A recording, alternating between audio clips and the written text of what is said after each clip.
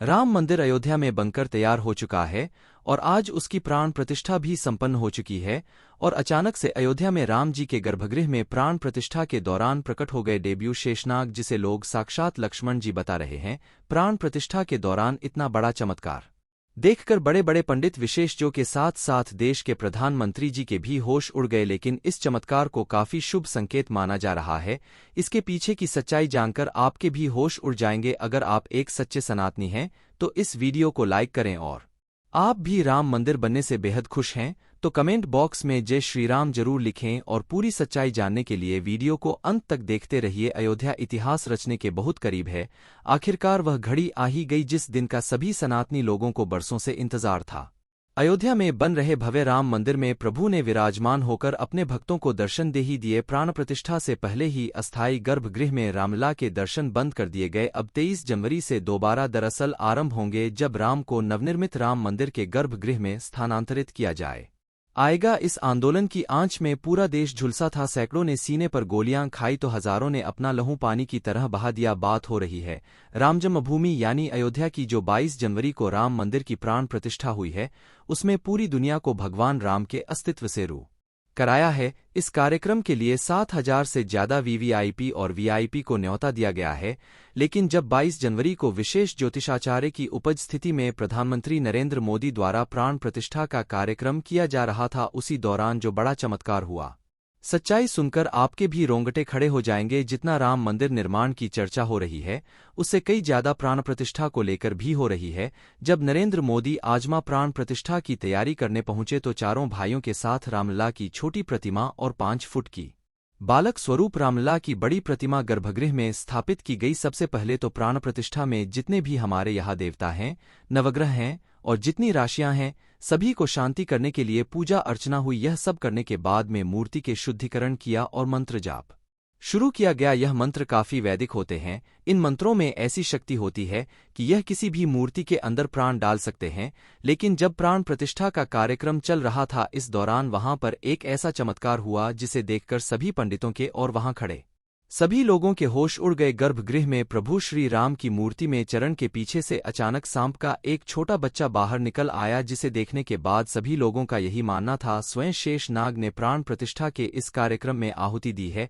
सभी लोगों ने उन्हें प्रणाम किया और अक्षित तरीके से बाहर मंदिर परिसर के बाहर छोड़ दिया गया। लेकिन सबके मन में यही सवाल था, गर्भगृह बहुत सुरक्षित है, चारों तरफ से अंदर किसी जीव जंतु के आने की कोई संभावना नहीं है, तो सांप को छोटा सा सांप का बच्चा मूर्ति के पैरों में आखिर कहां से आया था? क्या वो वहां पर चमत्कारी रूप से प्रकट हुआ था? इसके बाद इस जमाकार को शुभ संकेत मानकर स्वयं लक्ष्मण जी की वहां पर उपस्थित मानकर पूर्ण प्राण प्रतिष्ठा का कार्यक्रम शुरू किया गया। अब सबको इंतजार था उन 84 सेकंड का, जिसके दौरान प्रभु श्रीराम की आंखों से पट्टी हटने वाली थी और मूर्ति में प्राण प्रतिष्ठा होने वाली थी। इन 84 सेकंड को विशेष मुहूर्त के तौर पर देखा जाता है, जिसे अभिजीत मुहूर्त कहते हैं, जो कि 11 बजे से लेकर 12 के बीच कुछ सेकंड होते हैं। और जैसे ही 11 से 12 बजे के बीच अभिजीत मुहूर्त का निर्माण हुआ, उन खास 84 सेकंड के दौरान विशेष ज्योतिषाचार्य द्वारा प्रभु श्री राम की आंखों की पट्टी खोल दी गई। मूर्ति की आंखों के सामने रखा हुआ कांच अपने आप टूट गया और मूर्ति की प्राण प्रतिष्ठा संपन्न हुई। मतलब कहा जाए कि प्राण प्रतिष्ठा अर्थात पत्थर की मूर्ति को जीवंत करना है।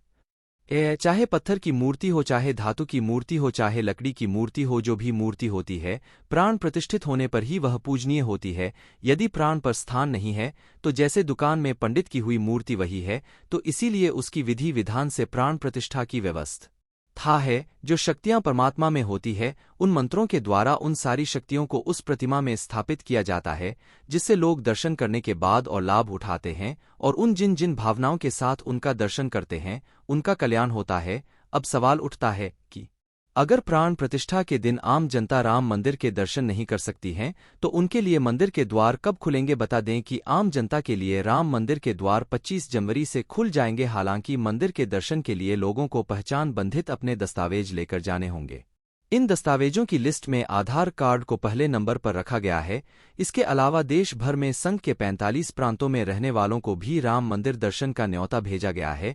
इसके तहत रोजाना 25,000 लोग 45 दिन तक रामलला के दर्शन करेंगे, जिनके ने और खाने पीने की व्यवस्था राम मंदिर ट्रस्ट की ओर से की जाएगी। बता दें कि इनमें वे लोग शामिल होंगे जिन्होंने राम मंदिर आंदोलन में हिस्सा लिया था या जिन्होंने राम मंदिर धन संग्रह में कंधे से कंधा मिलाकर साथ दिया था। अब हम आपको अयोध्या में बने इस राम मंदिर की कुछ ऐसी हैरान कर आने वाली विशेषताएं बताएंगे जिसके बारे में आपको भी नहीं पता होगा। और अगर आप एक सच्चे राम भक्त हैं तो वीडियो के साथ अंत तक जरूर बने रहे। मंदिर का निर्माण प्राचीन भारत की नागर शैली में किया गया है।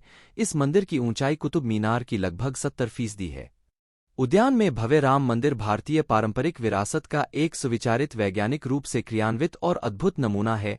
अयोध्या में लगभग 3 एकड़ भूमि पर बना यह मंदिर 161 फीट ऊंचा, 235 फीट चौड़ा है और इसकी कुल लंबाई 360 फीट है। मंदिर को मजबूत बनाने के लिए खास जोर दिया गया है। इसकी नींव 15 फीट गहरी है और फाउंडेशन पूरी तरह स्टोन से बना है। मंदिर में लोहे या स्टील का इस्तेमाल नहीं किया गया है, जिस कारण यह मंदिर 1000 सालों से भी ज्यादा समय तक सुरक्षित रहेगा। मंदिर का निर्माण इस तरह से किया गया है कि रिक्टर स्केल पर 7 की तीव्रता का भूकंप भी इसका कुछ नहीं बिगाड़ पाएगा। मंदिर में कुल 46 दरवाजे लगेंगे, इनमें से 42 पर 7 किलो सोने की परत चढ़ाई है। सीढ़ियों के पास 4 दरवाजे लगे हैं जिन पर सोने की परत नहीं होगी। मंदिर के दरवाजों को महाराष्ट्र की सागौन की लकड़ी से बनाया गया है। इन पर हैदराबाद के कारीगरों ने नक्काशी का काम किया है।